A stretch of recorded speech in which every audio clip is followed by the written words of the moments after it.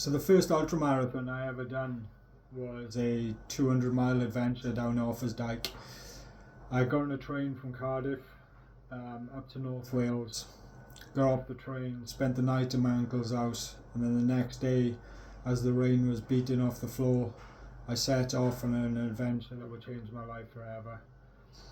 The first couple of miles of any run is the easiest because your adrenaline is going, and you know you're on time and everything's good. Then about 50 kilometers in, things started to take a turn for the worse. I was soaked through. Every piece of clothing I owned was soaking, and amongst all this I was self-supported, so I just had to get on with it. I had to deal with it. Now I had it in my head that I could complete that run in about 3 days. Maybe that was me being inexperienced or just stupid, but that was never going to happen. At the 56 kilometer point, which seemed to take me hours and hours, I took my shoes off. My feet were already starting to swell, and putting my trainers back on was a real struggle. I guess that's when the pain started. I started getting pain in both my feet, and the reason for that I now know is because I had my laces on too tight. But again, inexperienced, what was I to do? Going from the 56 kilometer point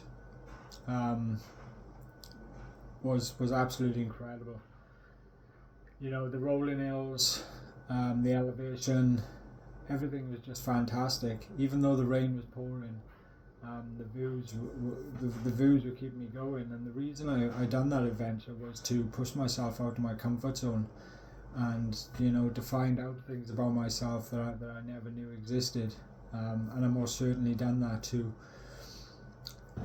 Then that was the end of the first day, and as we were coming into the night, again, this was new to me. I'm in the army, so I'm used to spending time outdoors in the night, and but I was on my own this time. There wasn't anyone for miles. I passed 2 people in total on the Offas Dyke during the 4 days of that adventure. Now I had a choice. I could either camp, sleep, or I could just keep pushing forward, and that's what I done. I kept pushing through the night, and I walked / run all throughout the night until the sun came up the next day. And what I mean by sun is I think we had about an hour of sun, and then it just started raining again. But the night was a bit of a blur for me because, I don't know, have you ever got that feeling when you're being watched and you're scared but you don't want to be scared kind of thing? That's how it felt for me. It was quite petrifying at times. But yeah, as I went into the second day, my feet were starting to swell up more, my knees were swelling now. The pack on my back was heavy. I think it weighed about 10 kilograms because I took stuff in it that I most certainly didn't need, like an hammock. I was carrying an hammock, for God's sake. I didn't need that. I had a sleeping bag, I had a pair of spare trainers, spare socks, spare clothes, stuff that if I was to do it again I'd change. So I was having messages off people or family saying, we're going to come out, you can't do this on your own, but I was refusing. And then towards the end of the last day, I was really struggling on this day. I had just done some real big climbs. I was running out of water, and I kind of needed a miracle. But then it started getting funny. My sleep deprivation started taking over, and instead of being in a negative mood, for some reason I just found this funny side of myself, and it was quite interesting from that point, because going through the night on day 2, I had no water, I had no food left. So I started up in people's gardens. I mean, like farms in the middle of nowhere, and I'm not sure why I didn't just knock the door. Maybe it was the paranoia, the sleep deprivation. But I just like I'd open the garden and I'd look for a garden hose or a garden tap, and that's where I'd get my water source from, um, which was, it was exciting, it was thrilling, and I felt naughty, um, which got my adrenaline up, and this went on throughout the night. I would grab as much water as I could and just be on my way. And then I got to a little town, and found a McDonald's. It was the first McDonald's I got to. Had chicken nuggets and chips, which was absolutely brilliant. And then I pushed on through the night again, only this time I did have a sleep. I slept up against a tree. The rain was pouring down. I had a waterproof jacket on, which turns out is not waterproof. And I had my sleeping bag like tucked up, wrapped up around me, which was soaking too. Yeah, and I slept up against a tree for must have been about 2 hours. But then when I woke up, my feet were throbbing. I have done some serious damage to them, and I started to cry. It was the first time I cried, and I couldn't stop. It was just uncontrollable. You know, I was done. I should have given up then, but I woke up to a message off my auntie saying, I can't do this alone. So she was coming to support, and very reluctantly, I just went along with it. At this point, I was in a really bad place, so I didn't care if I was doing it supported or self-supported, wherever. I just knew I had to get it done. And going throughout that day, on day 3, it was probably the toughest of the days.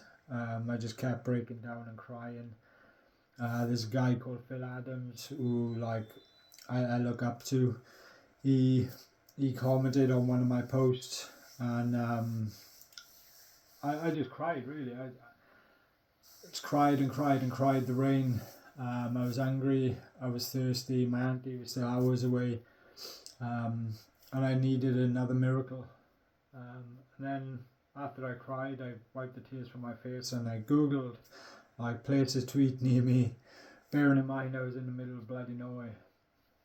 And to my absolute joy, there was a cake room, actually called the Bake Room, about 2 miles away, which was open. This lovely couple had opened the bake room during lockdown, and it was just like a makeshift shop in the garage. And I walked around this corner, and there it was, just cakes, flapjacks, everything, brownies, anything you could wish for.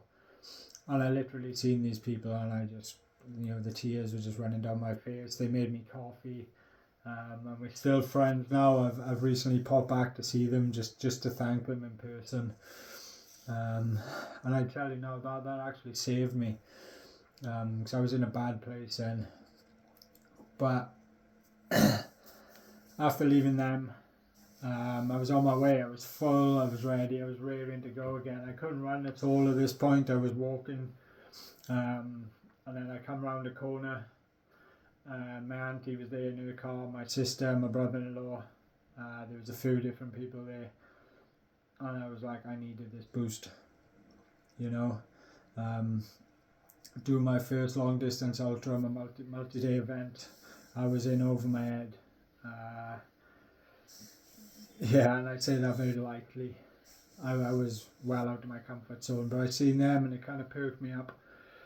Then, my auntie said she was with me for the foreseeable, which was fun again in a sense. I still carried my bag.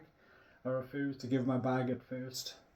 And we pushed on, and we went throughout the night, which was funny. We got to A Bluff, and it was about 5 o'clock and it was still light.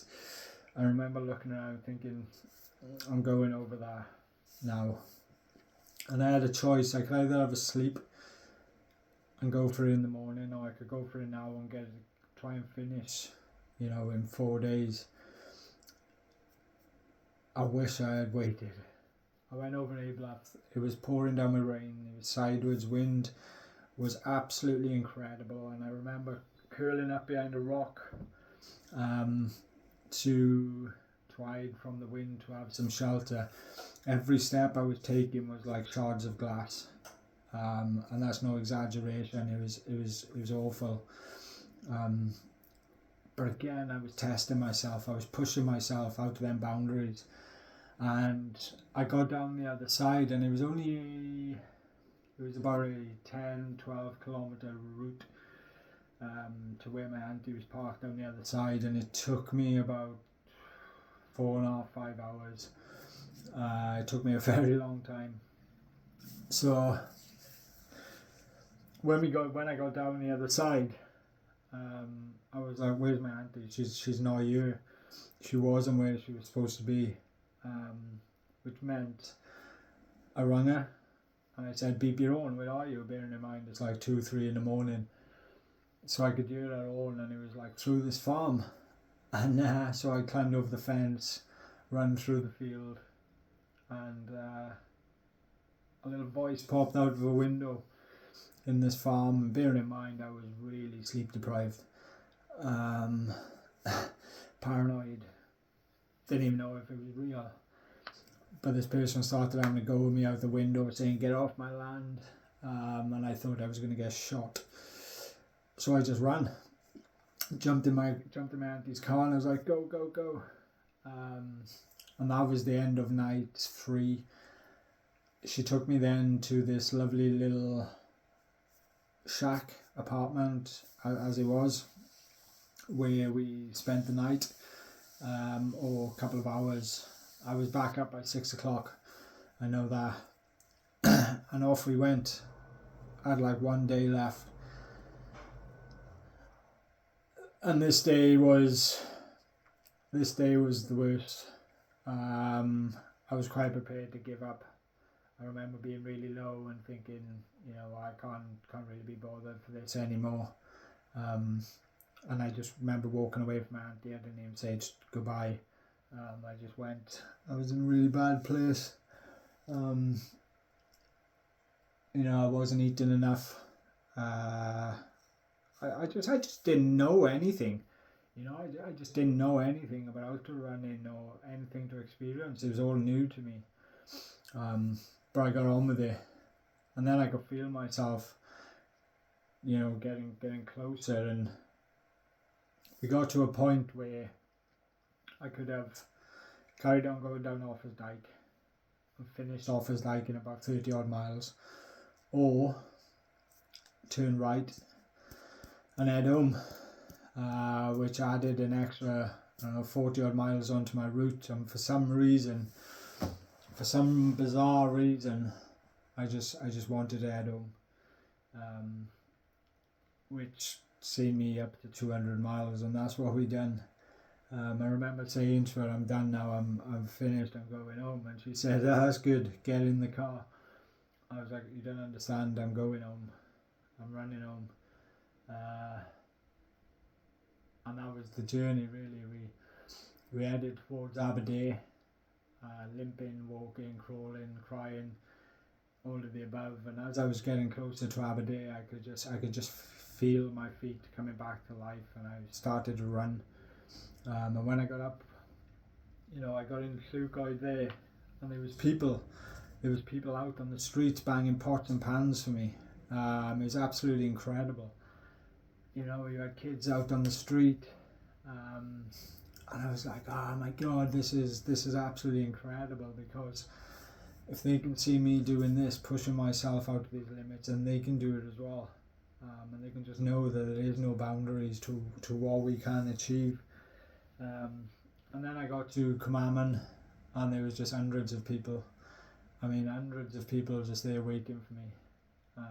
It was quite a spectacle. and I am like forever grateful, because that's kind of what I needed. I needed that just to make it all worth it, I suppose. All the pain, all the grit, all the tears, it made it all worth it. And you know, if you'd asked me would I go and do it all again, yeah, of course I would, because I know it's changed a lot of people's lives, and that's for a fact, because I'm still talking to them now, and I had messages off them that day saying seeing me do that adventure was, you know, was a turning point for them, and if I can do it, then why can't they? And I don't mean go and run 200 miles. I mean just go and do something you enjoy. That's what it's all about. For me, that's what I enjoy. So the conclusion after that is 2 stress fractures in my feet, and I probably should have stopped running after about 50 miles. But I carried on, got it done, and that's my Offas Dyke journey. If you want to see any more, there's more videos further down, where I'm singing to sheep, talking to myself, and crying on top of a mountain. So it's a pretty good story to watch. Thank you very much.